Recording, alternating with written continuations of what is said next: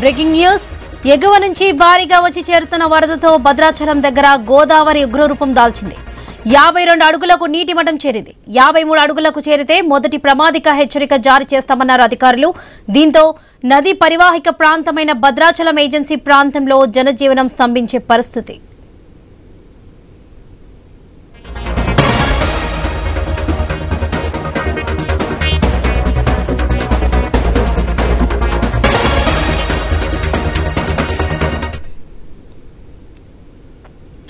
ఎగువ నుంచి భారీగా వచ్చి చేరుతున్న వరదతో భద్రాచలం దగ్గర గోదావరి ఉగ్రరూపం దాల్చింది. 52 అడుగులకు నీటి మట్టం చేరింది. 53 అడుగులకు చేరితే మొదటి ప్రమాదిక హెచ్చరిక జారీ చేస్తామన్నారు అధికారులు. దీంతో నది పరివాహిక ప్రాంతమైన భద్రాచలం ఏజెన్సీ ప్రాంతంలో జనజీవనం స్తంభించే పరిస్థితి నెలకొంది. ఈ విషయానికి సంబంధించి పూర్తి అప్డేట్స్ మా ప్రతినిధి నవీన్ అందిస్తారు. నవీన్, వరలక్ష్మి, ఇప్పటికీ రెండో ప్రమాద హెచ్చరిక కొనసాగుతుంది. 52 అడుగులు చేరితే మూడో ప్రమాద హెచ్చరిక కూడా సంబంధించి 53 అడుగులకి మూడో ప్రమాద హెచ్చరిక కూడా జారీ చేస్తామని చెప్పేసి కూడా అధికారులు చెప్తున్నారు. పూర్తి స్థాయిలో కూడా భద్రాచలం దగ్గర గోదావరి ఉగ్రరూపం దర్శించడంతో పాటు ఇప్పుడు ప్రస్తుతానికి అయితే 52 అడుగుల మేర గోదావరి పరివాహక అక్కడ పర్వాలు దొక్కుతున్న పరిస్థితిగా పడుతుంది. ఇంకొక అడుగు పెరిగితే మాత్రం మూడో ప్రమాద హెచ్చరిక కూడా భద్రాచలం దగ్గర జారీ చేసే అవకాశం ఉంది. ఎందుకంటే పూర్తి స్థాయిలో కూడా మూడో ప్రమాద హెచ్చరికే భద్రాచలం వద్ద లాస్ట్ అని చెప్పుకోవచ్చు. ఇప్పటికే పూర్తి స్థాయిలో కూడా భారీ ఎత్తున కూడా అధికార యంత్రాంగం మొత్తం కట్టుదిట్టంగా అక్కడ మొత్తం కూడా ఏర్పాట్లు చేశారు. ఎందుకంటే ఇప్పటికే పునరావాస కేంద్రాలకు సంబంధించినటువంటి భద్రాచలం ఏదైతే గోదావరి పరివాహక ప్రాంత ప్రజలు ఉన్నారో వాళ్ళందరూ కూడా తరలించారు. పునరావాస కేంద్రాలకు కూడా పంపిస్తున్న పరిస్థితి కాబోతుంది.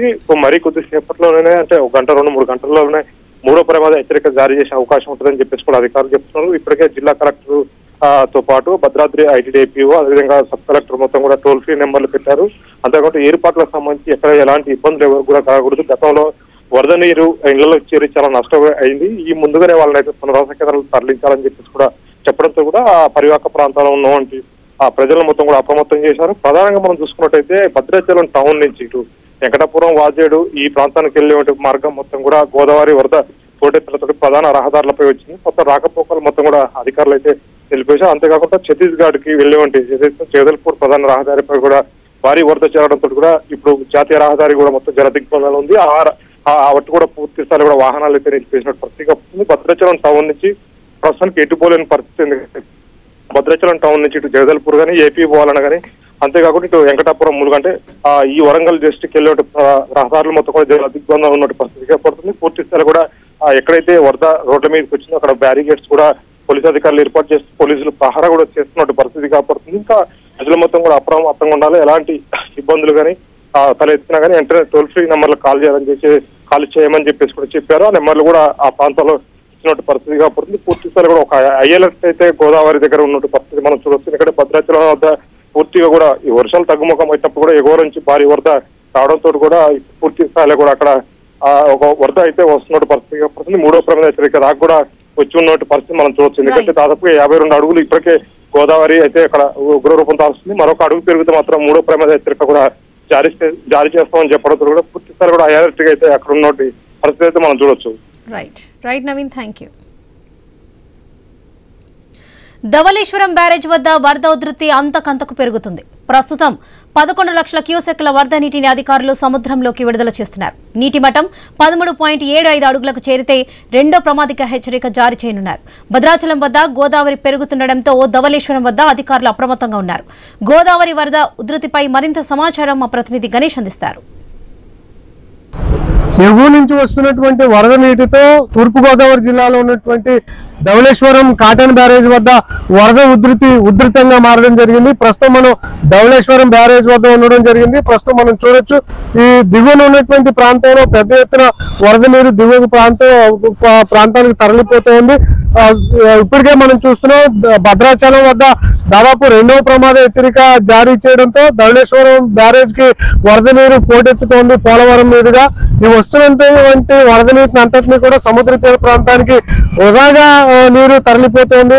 ప్రస్తుతం 10,50,000 క్యూసెక్లు పైగానే వరద నీరు దిగువ ప్రాంతానికి తరలిపోతోంది. మొదటి ప్రమాద హెచ్చరిక జారీ చేసిన తర్వాత కూడా ఉధృతంగా మారడం జరిగింది. 14 లక్షల క్యూసెక్ల వరకు వస్తే రెండవ ప్రమాద హెచ్చరిక జారీ చేసేటువంటి సూచనలు కనిపిస్తున్నాయి.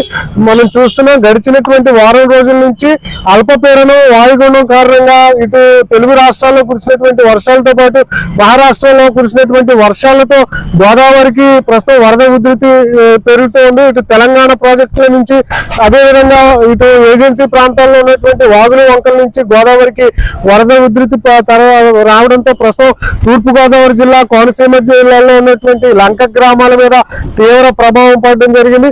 ఈ ఏడాది వర్షాకాలం ప్రారంభమైన తర్వాత ధవళేశ్వరం బ్యారేజ్ కి ఎక్కువగా వచ్చినటువంటి వరద నీరు ఇదే సమయం అని చెప్పొచ్చు. మొదటి ప్రమాద హెచ్చరిక ఈ సంవత్సరం మొదటిసారి జారీ చేశారు.